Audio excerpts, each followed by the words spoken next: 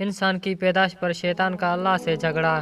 جب کچھ بھی نہیں تھا، صرف اللہ کی ذات تھی، اللہ نے سب سے پہلے پانی کو بنایا، پھر پانی کے اوپر اپنا عرش بنایا، پھر اللہ نے قلم کو حکم دیا سب کچھ لکھ دو، اور قلم نے اللہ کے حکم سے سب کچھ لکھ دیا جو کچھ قیامت تک ہونا ہے۔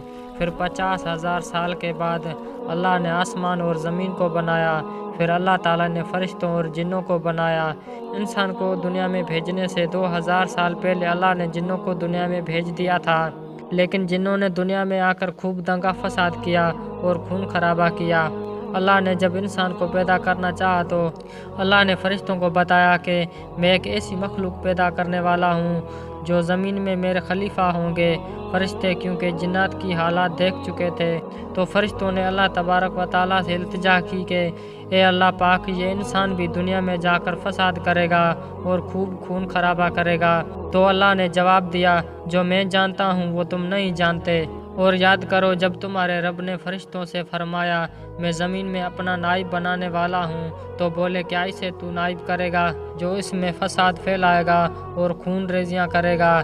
ہم تجھے سراہتے ہوئے تیری تسبیح کرتے ہیں اور تیری پاکی بولی بولتے ہیں۔ فرمایا جو مجھے معلوم ہے وہ تم نہیں جانتے۔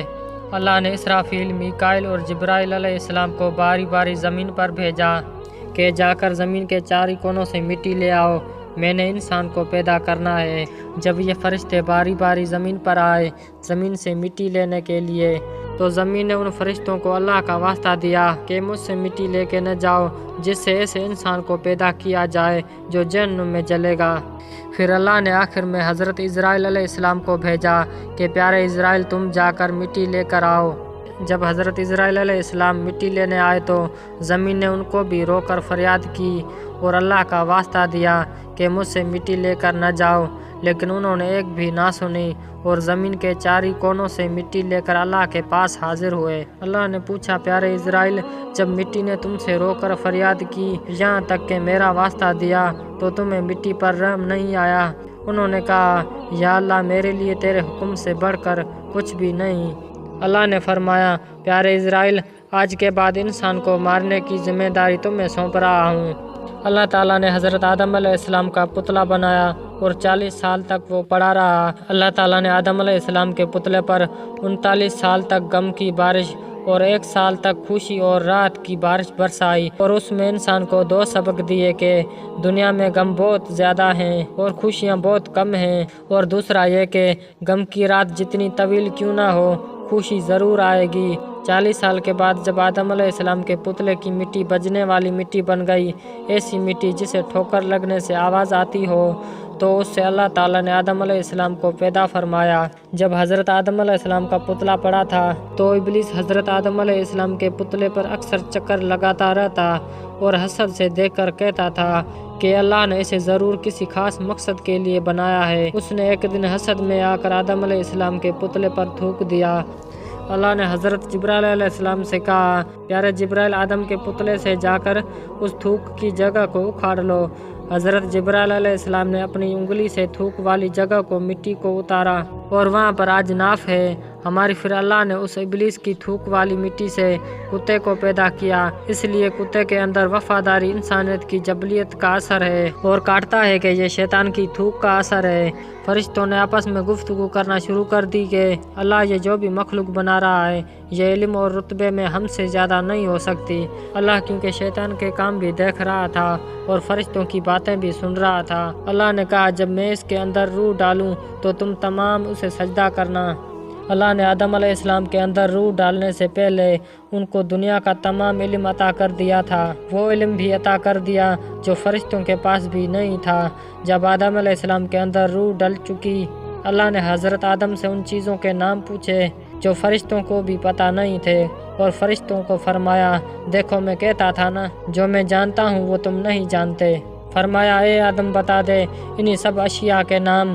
جب آدم نے انہی سب کے نام بتا دیے تو فرمایا میں نہ کہتا تھا کہ میں جانتا ہوں آسمان اور زمین کی سب چھپی چیزیں، کیونکہ اللہ شیطان اور فرشتوں کی گفتگو سن چکا تھا۔ شیطان کو حسد اور فرشتوں کو اپنی عبادت پر غرور تھا، تو اللہ نے دونوں سے کہا کہ آدم علیہ السلام کو سجدہ کرو، اور یہ سجدہ اس لیے تھا کہ اللہ دونوں کو باور کروانا چاہتا تھا کہ یہ جو بھی مخلوق ہے اس کا اسٹیٹس فرشتوں اور جنات سے بھی کہیں زیادہ ہے۔ سب نے سجدہ کیا مگر شیطان نے انکار کر دیا اور کہنے لگا میں تو اس سے کہیں زیادہ افضل ہوں، میں کیوں کروں اسے سجدہ۔ اور جب اللہ تعالیٰ نے فرشتوں کو حکم دیا کہ آدم کے آگے سجدہ کرو تو وہ سجدے میں گر پڑے، مگر شیطان نے انکار کیا اور غرور میں آ کر کافر بن گیا۔ اور شیطان کو فرمایا جب میں نے تجھ کو حکم دیا تو کس چیز نے تجھے سجدہ کرنے سے باز رکھا؟ اس نے کہا کہ میں اس سے افضل ہوں، مجھے تو نے آگ سے پیدا کیا ہے اور اسے مٹی سے بنایا ہے۔ اللہ نے شیطان کو جنت سے نکالا اور کہا کہ دفع ہو جا یہاں سے، اور فرمایا تجھے شایع نہیں کہ یہاں غرور کرے، بس نکل جا یہاں سے، تو ذلیل ہے۔